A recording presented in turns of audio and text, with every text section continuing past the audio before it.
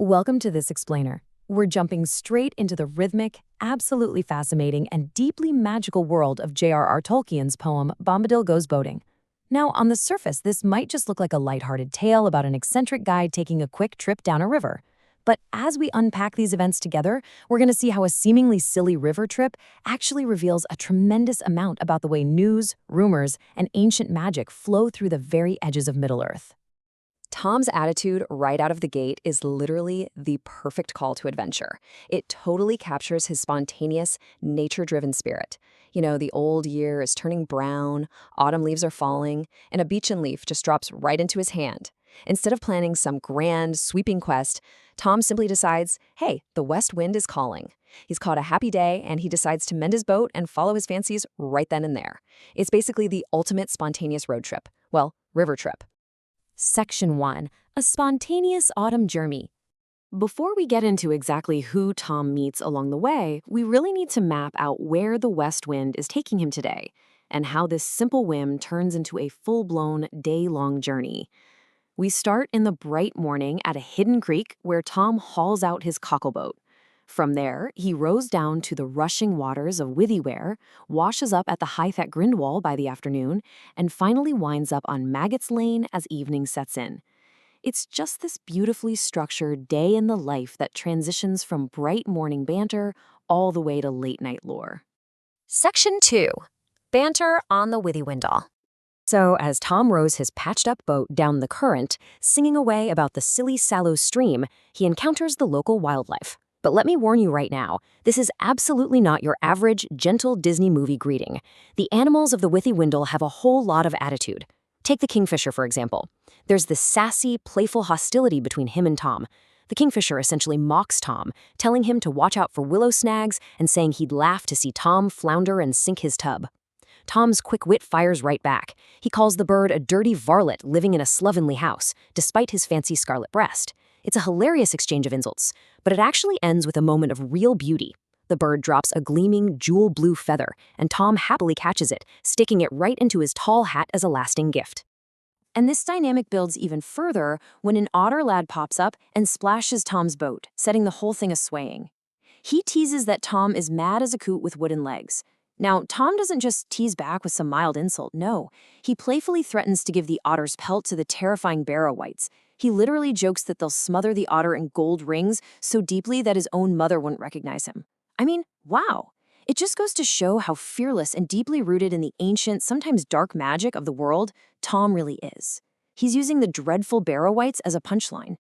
As Tom keeps going, an old swan gives him this haughty black look and snorts loudly. In response, Tom drops a truly fascinating piece of world building. He threatens the bird with upping. Now, upping was an actual historical practice of claiming swans for the crown. He tells the swan that if the king returns, he might take him in upping and make him way less lordly by branding his yellow bill.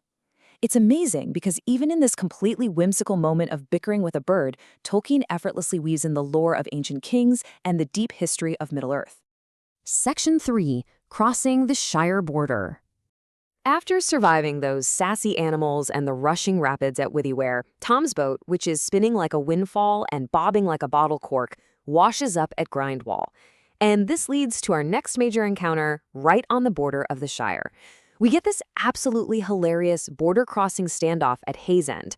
The local hobbits try to act incredibly tough to the woodman from the forest, threatening to shoot him dead with arrows and totally refusing to let him cross the Brandywine.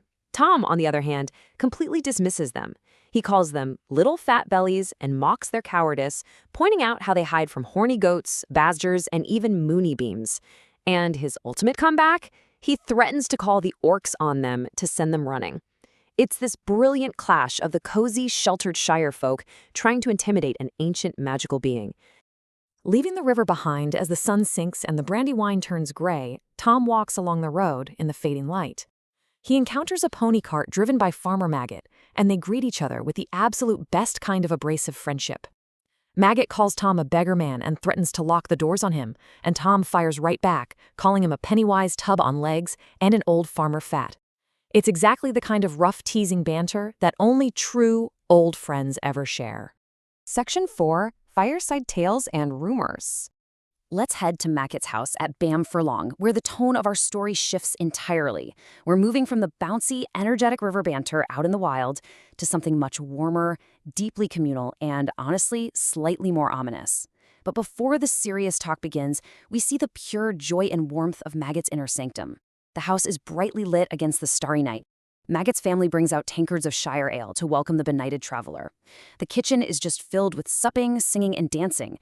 Tom is jumping around doing a hornpipe, Goodman Maggot is prancing, and the daughters are dancing the springle ring.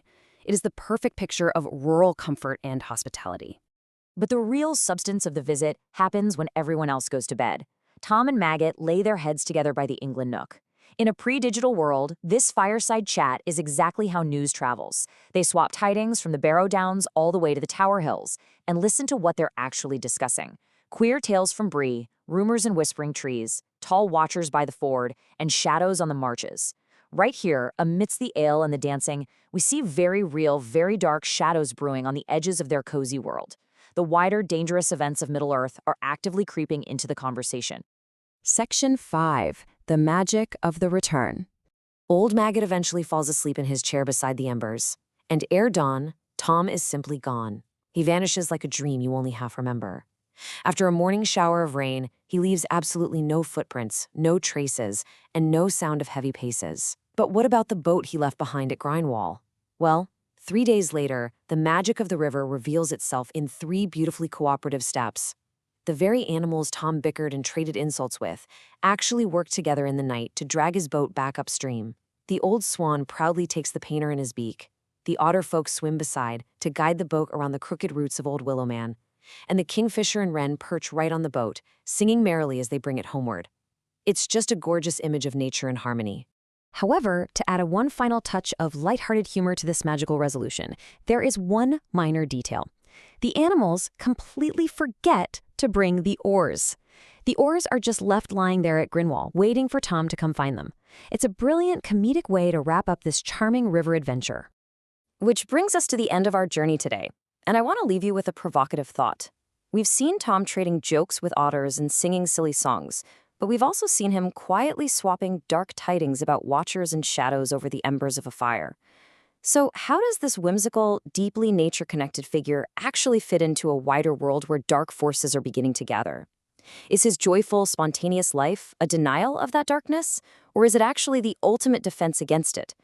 That's definitely something to think about the next time you catch a happy day blown by the breezes. Thank you so much for joining me as we explored this corner of Middle-earth, and keep exploring.